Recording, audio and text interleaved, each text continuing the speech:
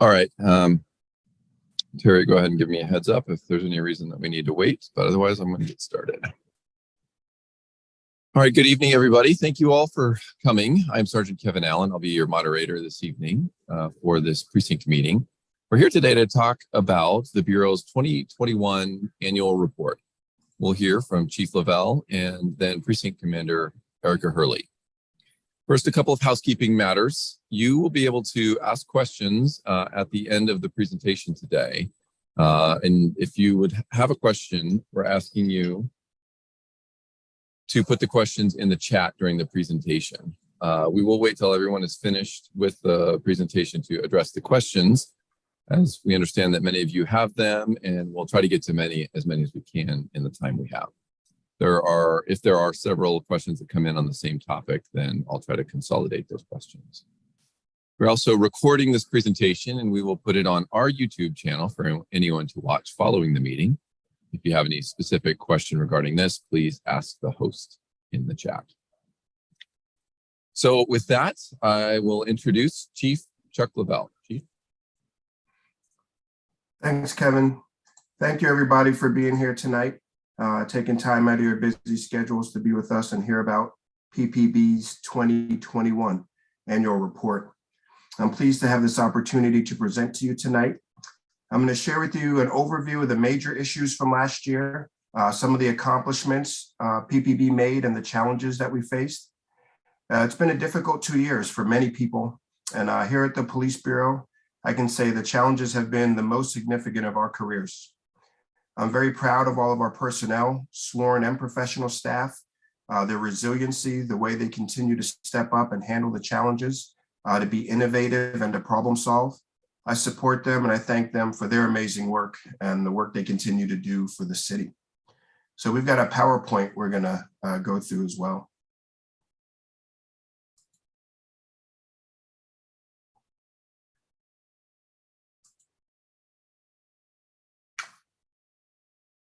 Okay, so last year we came to these precinct meetings and talked about what an extraordinary year 2020 was, given COVID and more than 100 days of crowd management events.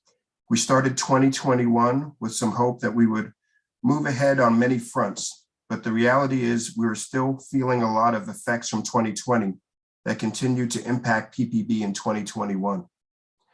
We continue to hope that in sharing our accomplishments and our challenges with you, it will build understanding within the community about the current state of PPB, and with that understanding will come greater trust. As always, I want to remind all of you that community policing remains our goal, which is reliant on positive relationship between police and the communities we serve.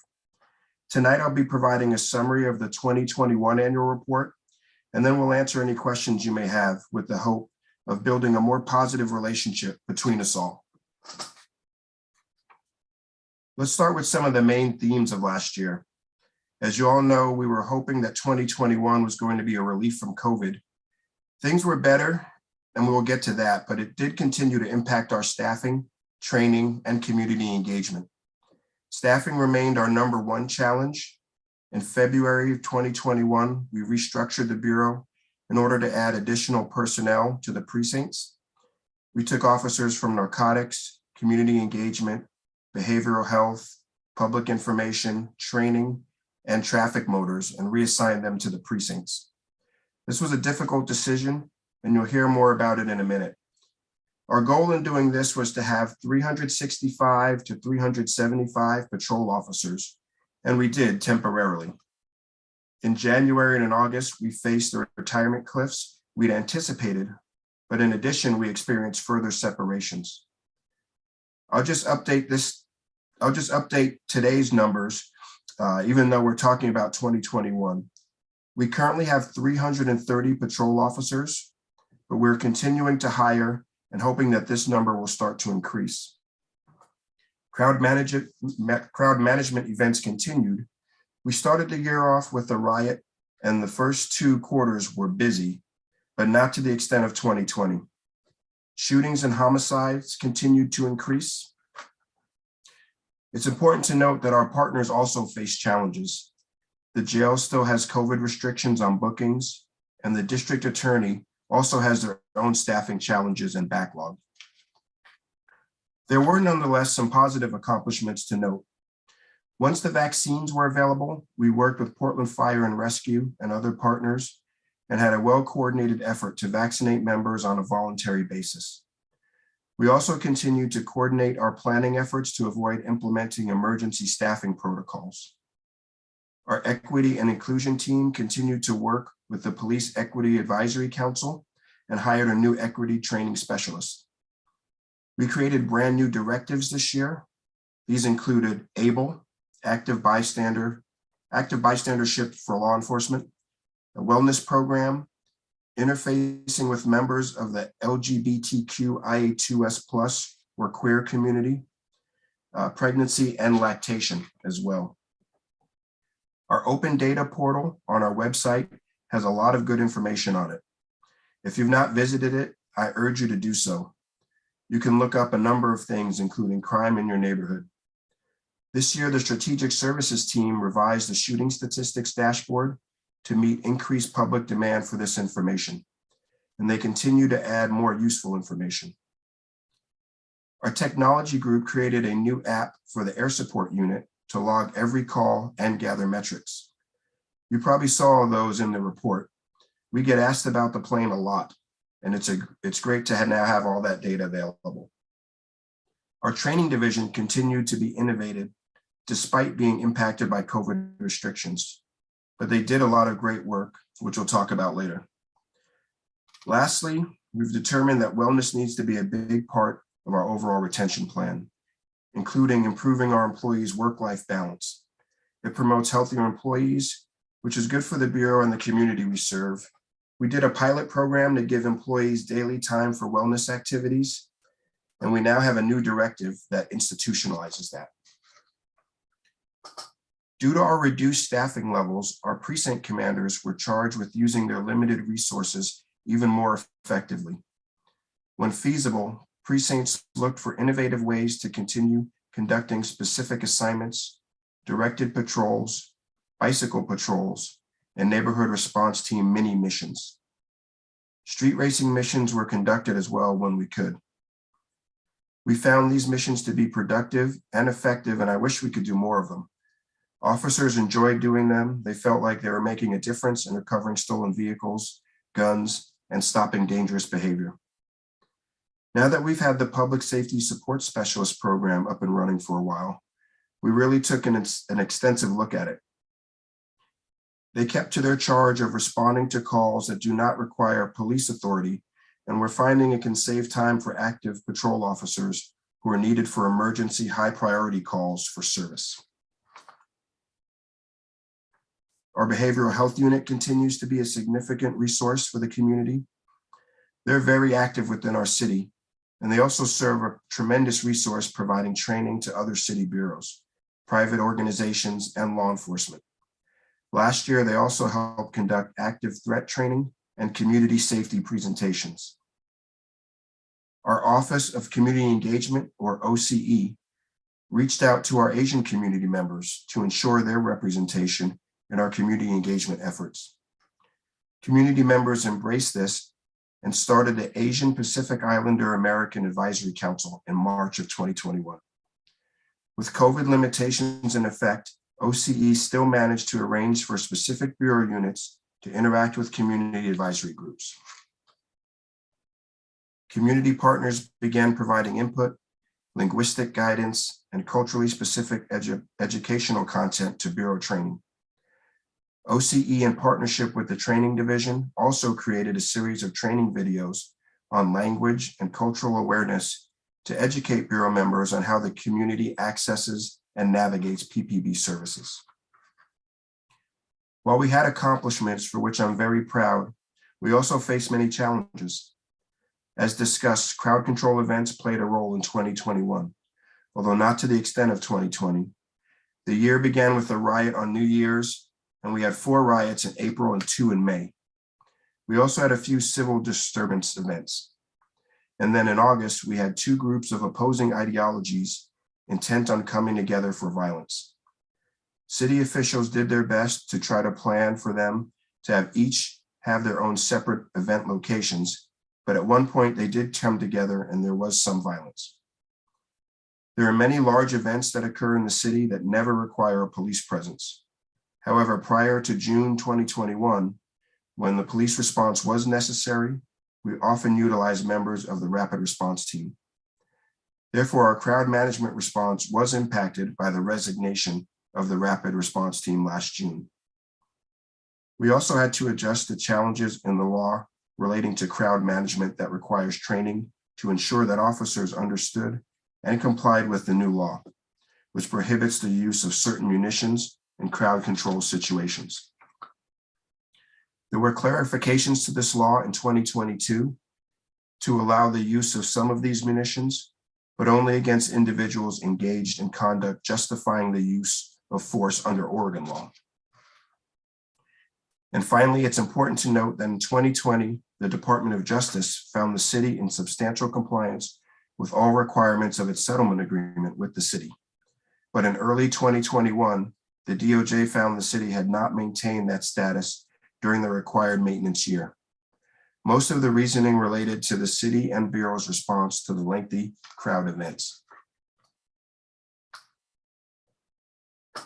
I want to revisit staffing again since it remains our #1 challenge. Due to budget concerns and other factors, our hiring did not keep up with separations and retirements. We had 104 total sworn separations, 43 retirements, 58 separations for a total of 224 separations since July of 2020. And even though we were talking about 2021, I'll update you and let you know we've had 33 sworn personnel leave this year, and another 16 will retire this month. I'm pleased to say we began to hire again, hired more background investigators that we had to lay off in 2020 due to a budget cut. We were able to hire 26 officers in 2021 and another 14 so far this year. With these retirements, we've lost a great deal of historical and institutional knowledge, especially in units such as CERT and the K-9 unit. These positions require years of training, and although we have filled them, it will take a long time for the new people to gain the same level of expertise and knowledge. Due to the rise in violent crime, we needed to shift resources again and add more personnel to the enhanced community safety team, focused intervention team, and homicide detail. And finally, as mentioned, motor officers went to the precincts. They still try to do some traffic work when possible, but it definitely has impacted traffic enforcement on our streets. Due to all these factors, we've been challenged to meet our minimum staffing on the street. Staffing impacts our response times. There are many critical incidents such as shootings or homicides where we need many officers on scene. The rise in gun violence resulted in more officers responding to these calls, which affects response times to other crimes. Not enough staffing also impacts our proactive policing. We were limited in our ability to do missions that focus on prolific thieves, burglaries, weapons, and other matters that community members say they want addressed. This includes the ability to assist community members with chronic livability issues near their homes and businesses. And we found the Bureau of Emergency Communications had their own staffing issues, which has affected dispatch. Staffing dramatically affects our ability to engage in effective community policing. And as I've been saying since taking this job, building community trust is a top priority for this organization. That requires relationships, which take time to cultivate. Without proper staffing, our officers simply don't have the time necessary to build those vital relationships. Lastly, we use data-informed policing, but our records division has also been impacted by staffing and are backlogged in their ability to process reports. That means sometimes our data lags behind. Let's turn to the crime statistics. In 2021, reported person crimes increased 7% compared to the prior year. Person crimes were 11% above the prior 5-year average. In 2021, Portland experienced an increase in gun violence as discussed. There are 1,319 confirmed shooting incidents, a 44% increase over 2020. and a 219% increase over 2019. 334 of these involved an injury or homicide.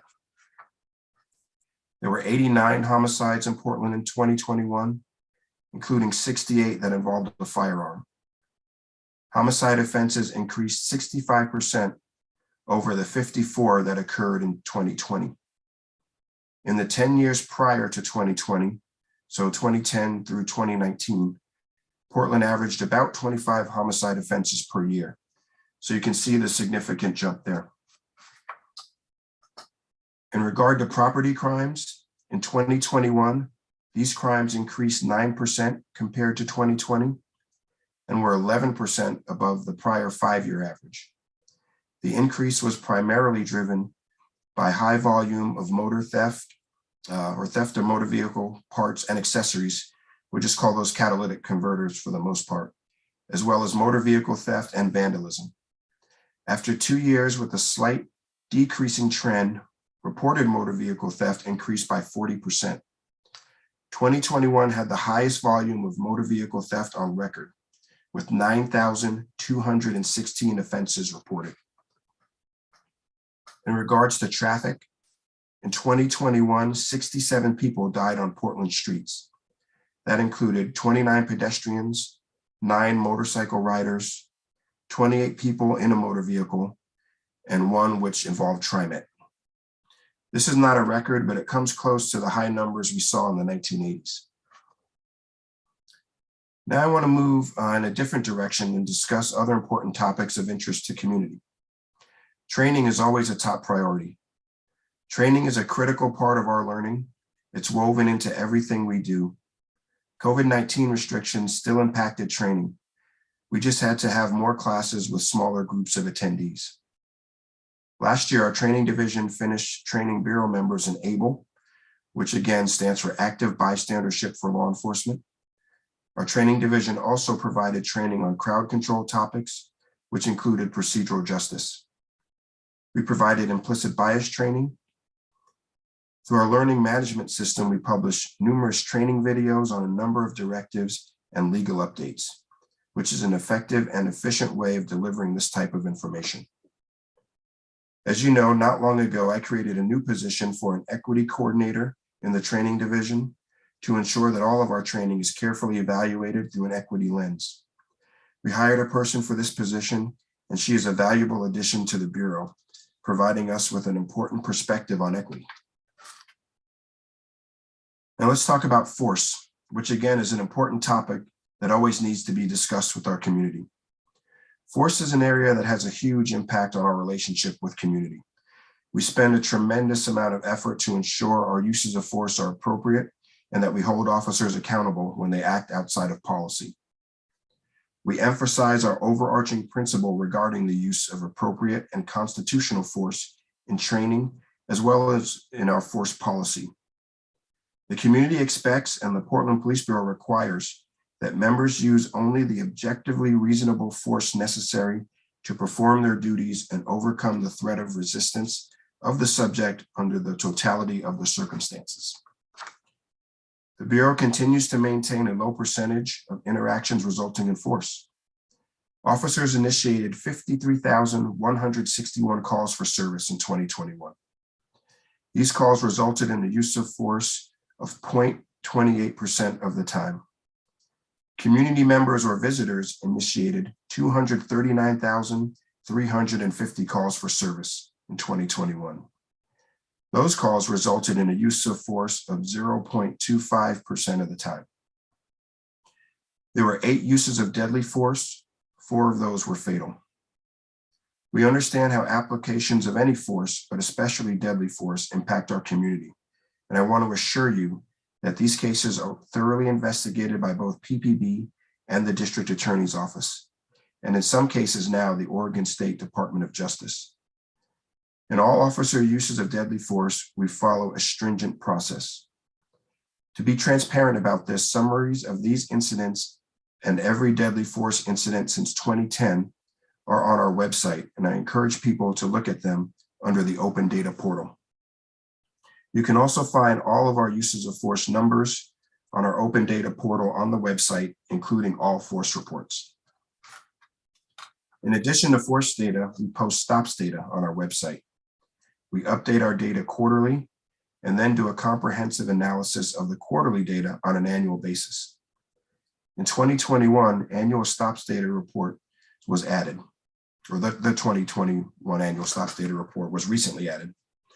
There were 44% fewer driver stops and 80% fewer pedestrian stops than in 2020.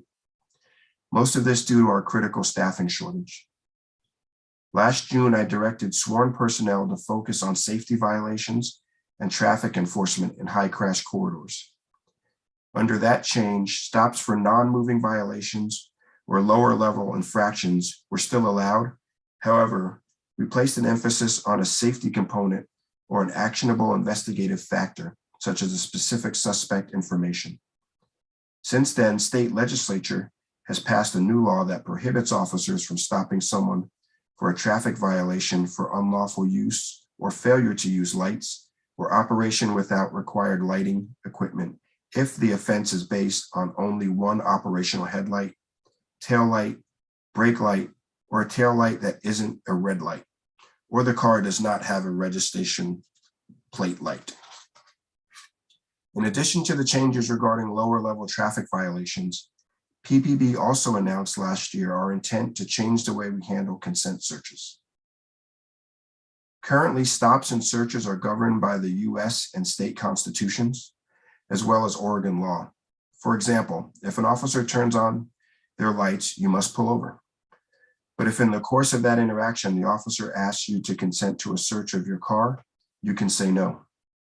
Under the law, people are not required to say yes when an officer asks them if they can search either their person or their car. However, if the officer has another legal basis to search a person or their car, then please be aware that the officer may still search even if the person refuses to consent to it. We developed a new policy last year on this, but had to delay in implementing it due to a variety of reasons. However, I've signed a new directive and it goes into effect on August 4th of 2022. The change requires officers to inform community members of their right to say no when asked for consent to search and is done in a manner that is clear, specific, unequivocal, and is voluntary and not coerced. It also requires officers to audio record the entire search, including the request for consent, the response, and any revocation. Additionally, the Bureau, in collaboration with various community members, developed written materials in the 5 most common languages in Portland that inform people of their rights as they relate to consent searches. Officers are required to give these written materials prior to any consent search. Following PPB's commitment to request consent in searches of people who are stopped, the state of Oregon passed a new law that goes into effect January 1 of 2023. Similar to PPB's new directive, the law will require officers to inform stopped persons of their right to refuse consent to search and to create a written video or audio record that the person gave informed and voluntary consent to search. Our directive on consent searches not only meets all the requirements of the new law, but PPP is going above and beyond by translating these rights into the 5 major languages of Portland. In 2021, less than 3% of all drivers stopped or searched, a decline over the prior year and the lowest search rate on record. Drivers also searched with consent on 47% of all searches, also the lowest on record. However, Black or African-American drivers were significantly more likely to be asked to consent to a search than other drivers and were less likely to deny consent than white drivers. These disparities have held true over several years, and we continue to look for ways to analyze this issue and find new ways to combat it. We welcome any community feedback and ideas for helping to address this. Now I want to talk about bias-free policing. All officers have been trained in implicit bias. The Bureau's Equity and Inclusion Office continues to develop trainings to increase awareness of equity issues and decrease bias in policing. PPB directives require officers to engage in bias-free policing. The Bureau's requirements go beyond the requirement of the state law.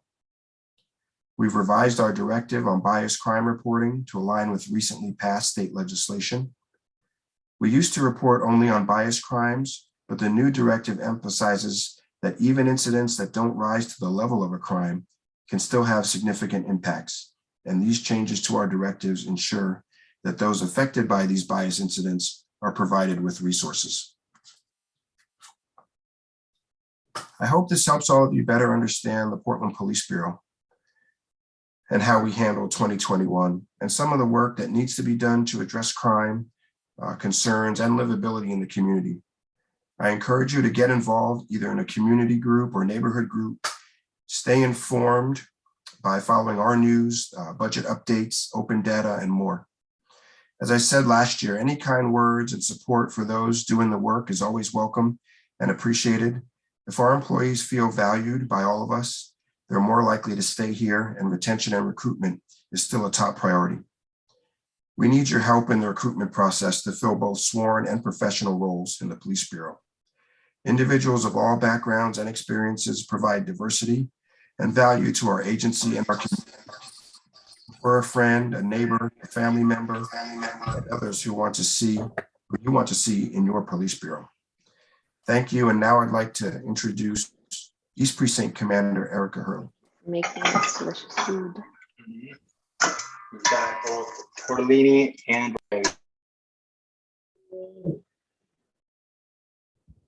Can you hear me? Yep. Okay, sorry, my Zoom is a little off today, so I apologize that right on the front end. Hi, I am Erica Hurley, and I'm the commander of East Precinct. East Precinct covers about 36 square miles and almost 736 street miles. We serve approximately 240,000 community members. Last year was a challenging year for law enforcement nationwide, and we in Portland faced more significant challenges than most. And I want to start by saying thank you to all the community members who've reached out and supported the officers at East Precinct. They really do feel your support, and it does make a difference to them. As the chief just talked about with retention and keeping our officers, the fact that the officers feel loved and wanted and needed in East Precinct helps make sure that we do retain these best officers.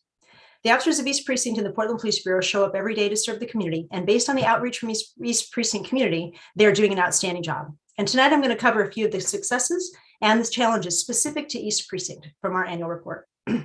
Livability issues. Two of the most frequent complaints I hear from East Portland community is livability issues and traffic concerns. In 2021, our neighborhood response team was reduced to 4 officers and 1 sergeant who worked the NERT only part-time. As we were unable to fill our day shift minimums, the NERT officers were required to fill districts and answer 911 calls, which greatly reduced their ability to focus on livability issues in the East. These officers and sergeant have long-standing relationships with the community and city bureaus to work long-term investigations and partner with Hucker and one point of contact in regards to houselessness concerns and illegal camping. In 2021, they made 204 arrests for crimes ranging from stolen vehicles, theft, trespass, firearm charges, as well as distribution of illegal drugs. The challenges that we faced in East Precinct. The chief covered the staffing concerns for the whole bureau in his overall discussion, but I'd like to cover how this has affected East Portland specifically. In 2017, we had 130.5 officers assigned to work patrol out of East Precinct. And in 2021, our staffing levels dipped to below 99 officers to cover the same geographical area. Although the number of officers has steadily decreased, the population of East Portland has continued to grow. And many community members do not understand what I'm talking about when we quote minimum staffing numbers, and they don't understand why it takes longer for officers to get to them. To give you a better example, in East Precinct between 0200, that's 2 o'clock in the morning, and 7 o'clock in the morning, we have 12 officers to answer all 911 calls in East Precinct. If we have 1 or 2 large calls like shootings, fatal traffic crashes, or a homicide, all of East officers are tied up on that call, and we must call North and Central Precinct officers to come and help us. This is creating many different issues. And one of the things that we talk about with the staffing is gun violence. The shootings, homicides, and gun violence has drastically impacted our patrol response in East Precinct. In 2021, East Precinct responded to 608 shootings with 31 homicides and a total of 130 homicides or injuries due to these shootings. This is a 171% increase in comparison to 2020. We recovered 3,035 casings and had 26 firearm-related homicides. These are only the shootings that occur within the boundaries of East Precinct. We saw an exponential increase in gun violence with the disbanding of GBIRD in 2020, and the shootings have continued to increase. Shooting scenes are dynamic. They oftentimes are emotional, and they require a large police presence. All available resources in East Precinct and many times additional officers from North and Central go to these calls. If we have 2 such shootings occurring simultaneously, we struggle to provide any service other than the shooting response. And the increase in shootings and homicide has deeply impacted our call response times. We do not meet the minimum staffing that I discussed before in requirements in 2021 in most of our shifts. What this means is that if we were supposed to have 12 officers on that night shift, we may actually run with only 9 or 10.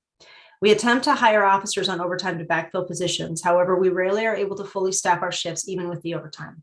This has caused us to detach our neighborhood response team officers and sending those officers back to patrol to help respond to radio calls. As the chief has mentioned, persons and property crimes have increased and violent crime has increased. It's important to understand how calls are prioritized.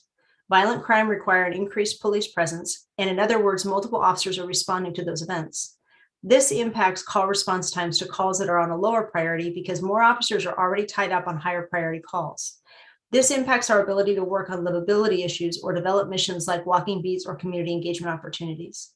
In 2021, we responded to more higher priority calls than we did in 2019, and 2022 has continued to increase from 2021.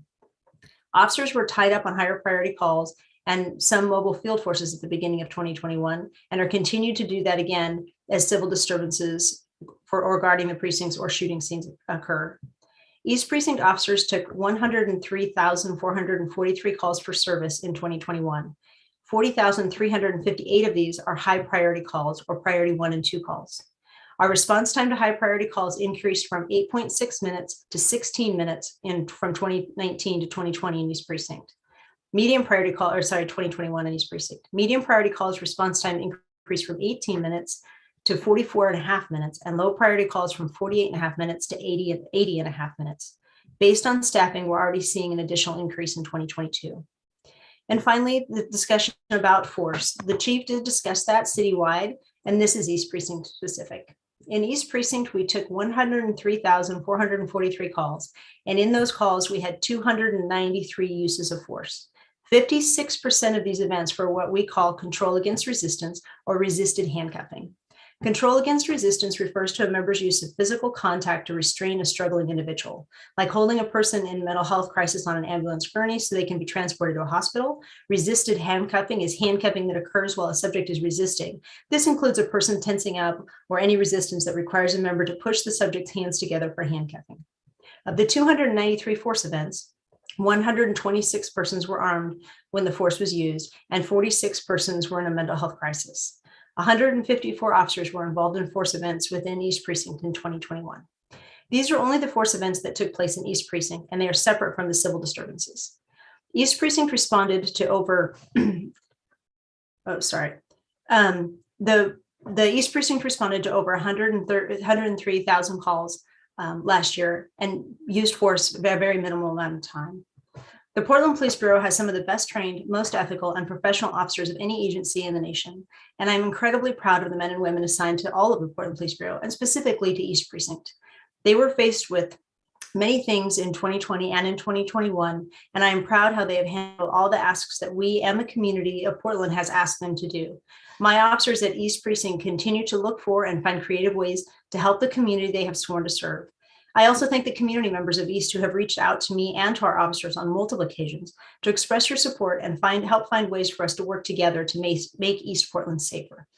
I'll turn it back over to the chief now. Thank you. Thanks, Commander Hurley. I think at this point, we'd be able to take some questions. I'll pass it back to Kevin to see how he wants to do the question and answer piece. Yep. Thanks, Chief. Like we mentioned in the beginning, our plan is to take questions in the chat. So if any of you, after seeing the presentations, have a question, go ahead and type it into the chat. With our experience with this is that sometimes we get questions that are duplicates. So I'll do my best to curate those and consolidate those into specific questions. But I know that we've got several people that have joined us during the presentation, and so we'll give you a chance to type out any questions for Commander Hurley or Chief Labelle. And while people are doing that, I'll remind you that we're actually live streaming this on YouTube as well. So you can go back and watch this after the fact if you want to see again any of the topics that have been presented so far. Also, the annual report is on our website as well. So anybody who has questions about the presentation and wants to read the annual report itself, that is available on our website.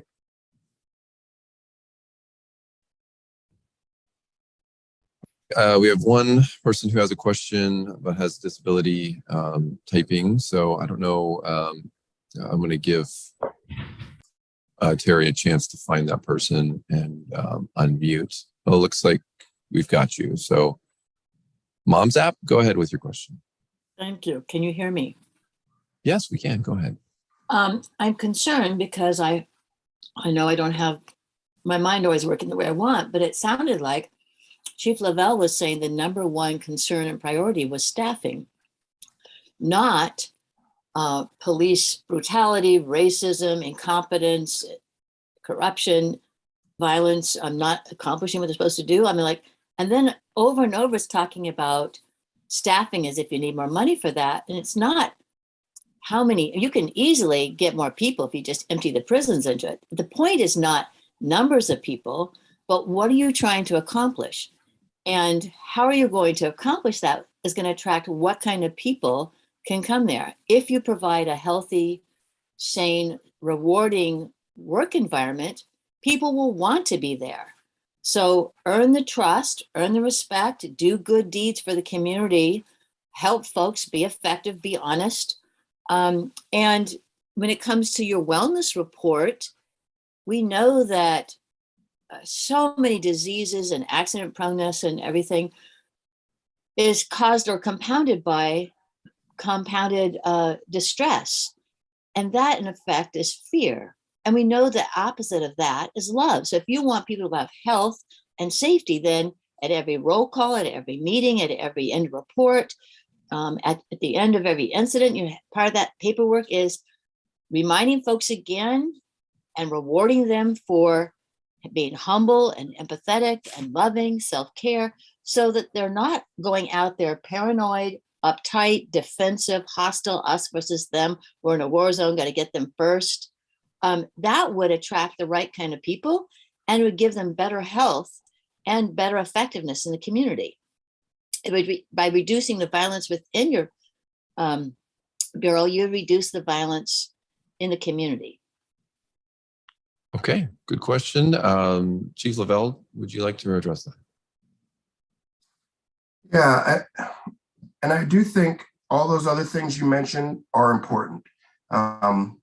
Doing our work in a procedurally just, constitutionally accepted way, all the things about love and supporting people, very important. That's why I emphasize things like the ABLE training, wellness, and staffing is an important challenge for us, because at the end of the day, we have to be there to answer calls for service when people call us. And if we don't have enough officers to do that, then we can't accomplish our actual mission of keeping the city safe. That's why that is such a high priority. And we do have to create an environment where people want to be. There's a lot of challenges, not just in Portland or at the police bureau, but in this country, of finding good people to come work anywhere. And we're in the process of doing that here at the police bureau. We're constantly looking to hire folks. And we do want to create an environment where people feel like, hey, this is the place I want to come work. And this is the place where I want to do my service to community. I personally tried to come to this job with a lot of compassion and humility. And I really want our officers to focus on service. And I think, that's important to me. As you hear me talk or see me over time, you'll see that that's a big theme of mine. And I think, in order to do that, it's not just the police bureau too. There's a role for the community, I think, to show officer support. And that's why I mentioned it at the end of my remarks, and Commander Hurley mentioned it as well at the end of hers.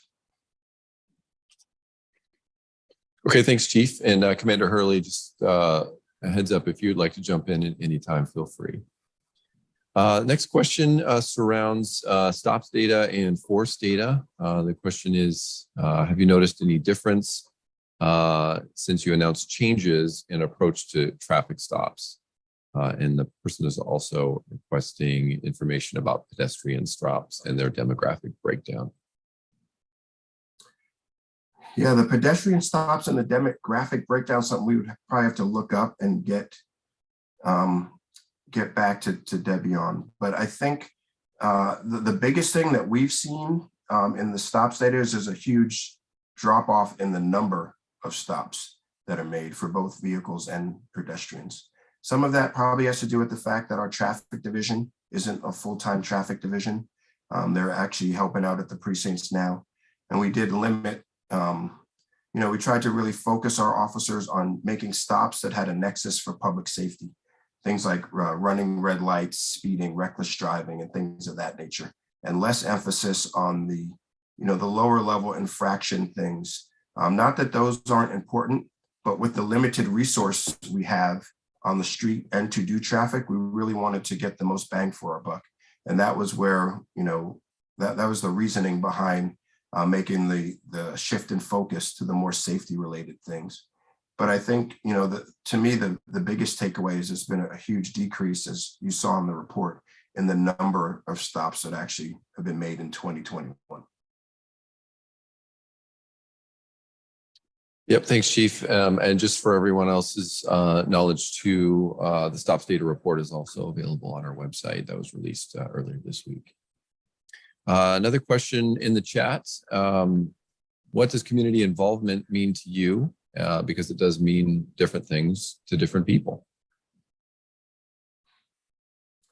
Yeah, to me, it's a lot of things. To me, it really involves building connections. We're out in the community every day, taking calls for service, answering calls, doing different police duties. But to me, it's really about opportunities to build relationships and have connection.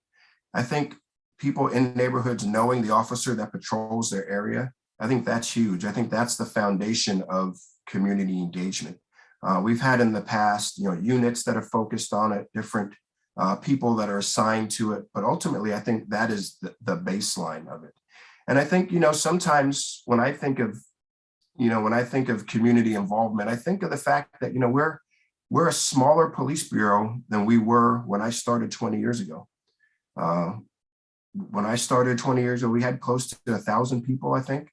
And the city was probably 200,000 less people. And today we've got about 773, I think is the exact number of people we have at the police bureau to serve a city of about 660,000. And we left 2 precincts in areas where they really liked the relationship with the police in Old North and in Southeast Precinct. I think leaving those patrol functions there really took us away from those communities in some way. And I think of the things that we used to have that we don't anymore, the things that brought us closer to kids. Like we had a very, very robust PAL program at one time. We taught great in schools. We taught DARE and did those things that put us close to youth in non-confrontational environments. And those are gone now too. So I think really looking for ways to reestablish that connection is what's really important. Okay, thanks, Chief. And just a reminder to everyone, if you have a question, please type it into the chat, and I'm making note of them, and I'm going to ask them to the Chief. And also, if you have a question specific to East Precinct, Commander Hurley is also available. Next question is, how long does it take to become a police officer? Sergeant Allen, I'll handle this one and let the Chief take a break for a minute. So how long does it take to become an officer? So our probationary period is 18 months. But right now, the state academy is backed up a little bit. So although we may hire them today, it may be until October before they actually go to the academy, October or November. Once that starts, the academy is 3 months approximately. They'll go to that academy, come back, and then they'll be in an FTO or a field training officer program, and they'll do that for a few months, and then they'll go to our advanced academy, which is approximately 10 weeks. After that, they will go back out to the street with coaches again until they complete their 18 months. So the 18 months actually is going to start when they start academy, not when they actually get hired. So it can be anywhere from 18 months to 2 years before they are actually a full-fledged officer that can go out and take calls by themselves and count for our numbers in the sense of our staffing. Did I miss anything, Chief? No, that's pretty good. All right, thank you, Commander. This is also related to the hiring process. What does someone do for income while they're going through all that training? Commander, you want that one too? Sure. So they actually are being paid as soon as we hire them. So as soon as we hire them, they start getting a paycheck every 2 weeks. And so unlike other states, some of you may have come from other states that they actually have to pay their way through the academy. In the state of Oregon, they must be hired by an agency to be a police officer first, and then we pay for them to go to the academy, and we give them a salary while they do that. They do have to live at the academy, so they're away from their family for some extended period of time, but they are making a paycheck in order to be able to take care of their families. And Max also is asking if it's minimum wage. No, they make what an entry-level police officer would make. And I'll be honest, I don't know exactly what that is right now. Obviously, much less than a veteran officer, but they make whatever entry-level police officers make right now. I believe the starting wage is now $75,000 is the starting annual salary. You can go to joinportlandpolice.com for a lot of resources on that exact topic, and we appreciate the questions. Another question coming in just about the advisory committees. These precinct meetings are a wonderful opportunity for police and the public to connect, and it would be nice if more community members were able to be in attendance tonight. PPB has a number of advisory committees, and the question is, do you distribute the annual report and meeting information to the advisory committee email distribution lists? And does the office, sorry, Commander, it's a two-part question. The Office of Community and Civic Life also sends out information on community engagement opportunities in the city. Do you share information on these meetings with their list? So for East Precinct specific, I'll answer that part, and then the chief can answer for the Bureau. For East Precinct, I send out an invite for this for every community group that I'm already a part of. So we have some different groups that meet within East Precinct. I also send it out to every neighborhood association president so that they also can share it. And then we have a couple of different groups that meet for some safety concerns for specific business areas. It also goes out to all of them. So basically all of the people that I normally would meet with within the community regularly, they all get it, and then they're asked to share it. And then I think that Sergeant Allen had said before, it's also live on YouTube right now. So although it appears that there's not a lot of people in this, I'm hoping that many are watching it live on YouTube, so at least getting the information. And we do not only share the link to be able to do this meeting, but we also share the annual report with. I believe we do share it with our advisory councils. We send it out to our Office of Community Engagement. They have a list of different community groups, advisory council folks that they are able to share it with. I'm not sure exactly who is on that list, but we do share it in that way too. And Kevin, if I can Sure. pass down, that also Shar mentions in the link that we have the Coffee with the Cop for out in East Precinct, and we share information there as well, but it also gives us the ability to connect. Yeah, those events are really nice, and I know that the community appreciates the opportunity to meet with officers from their local precinct.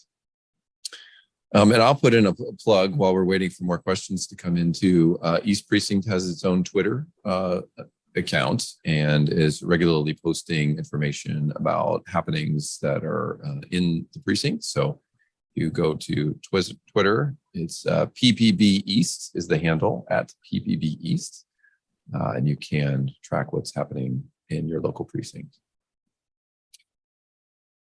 So we are waiting for more questions. If you have any more, we do have time left in our event this evening. There is some info in the chat about in-person stuff. And I'll just tell you personally, I look forward to doing more things in person. The last 2 years of a lot of Zoom has been a challenge. It's nice to be able to get out and see people face to face and shake hands and reconnect, kind of like we did pre-COVID. So I definitely hear you, Max and Shar, on this and stuff. And when you're in person, you never have technical difficulties, which, as the commander knows, is really nice when you're there. All right, any more questions that we can answer?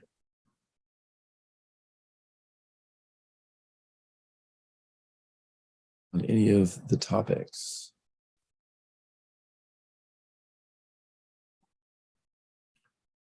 If not, Kevin, I just want to share with folks, thanks for being here tonight. I know there's a lot of things going on, and that people, it's tough to make time in the evening sometimes for this type of stuff, but so glad you're here. We want you to be involved. We want you to know about what's happening at the Police Bureau, and we want to know how we can best serve you. And it's really through our connection and hearing from you and sharing. And, you know, I think that connection is so important to the work that we do at the Police Bureau, and to give us the ability to serve you as best we can too. So just stay connected. We're happy to be in partnership with you, and we really appreciate you being here tonight too. There's a question in the chat about how soon the recording will be available. Typically on YouTube, you'll be able to see the replay within just a few minutes after the live stream ends. So just keep checking on our website. Sometimes it has to curate the video a little bit to be viewable. But if you step away for a few minutes and come back to your computer, you should be able to watch the entire presentation from the beginning. Max is asking, did anyone have anything fun for dinner tonight? I had spaghetti.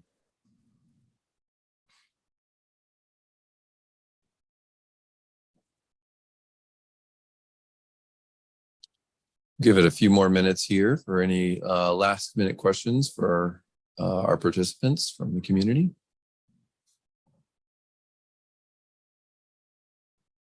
All right, seeing none. Oh, there's a shout out to Officer Zeitz.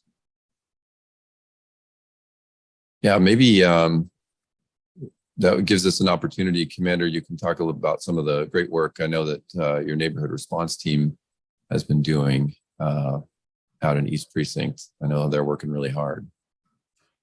We have an amazing neighborhood response team at East Precinct. I have 4 officers and a sergeant. Officer Zeitz is one of those officers, and they do really the work of 20 cops. I swear they're busy all the time, but they work with Hucker helping clean up some of the different camps and livability issues that I know a lot of people at East Precinct are dealing with. But they also just have those relationships with the different community members, as well as the heads of the neighborhoods, to be able to have that contact of the problems that are happening and what needs to be done in each individual area. They can't do everything, but they have a real heart and passion for taking care of the community and doing everything that they can, and making sure that the community gets linked up with maybe who within the city can make differences. They also work with our business community, and they run directed patrols once a week in different business areas, so Mall 205 or Gateway or Eastport, and work specifically with those businesses for theft reduction and some of the other issues they're having right there in those business districts. We also are running some other missions out of East Precinct. So we do stolen car missions twice a month, working on very high stolen car areas that have high stolen car reports within East Precinct. And in fact, in a couple of weeks, we're going to do a directed patrol for the Jade District and some of those businesses there that have just had some livability issues recently. So we're doing our best to listen to the community and figure out what the concerns are in each of the areas of East. As you know, East is very large, and then answering to those as best we can. All of that is done on overtime. So I talked about the staffing issues that we have, and part of the problem with that is that officers will have to work their regular 10-hour shift and either work a day off or they'll work a double shift in order to work these missions. And so that is a little bit wearing, and we can't do them too often, but we do them as often as we can. We are getting some great results out of those in the sense of community feedback. The community is very happy with us being out there and with the reduction in some of the criminal issues that they have in individual areas. So again, our NERT is great, but so are all of our officers that are out there and those that give that extra time and do those missions and stuff with us.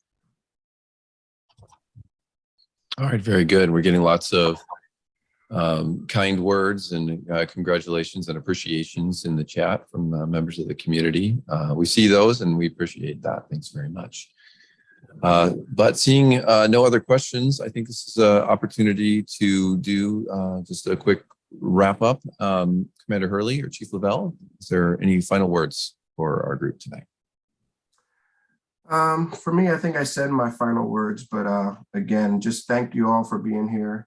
A lot of folks are doing their part in their communities too, doing things that are helping make Portland a better place. So thank you for that. And I look forward to continuing to give you the best service that we can here at PPB.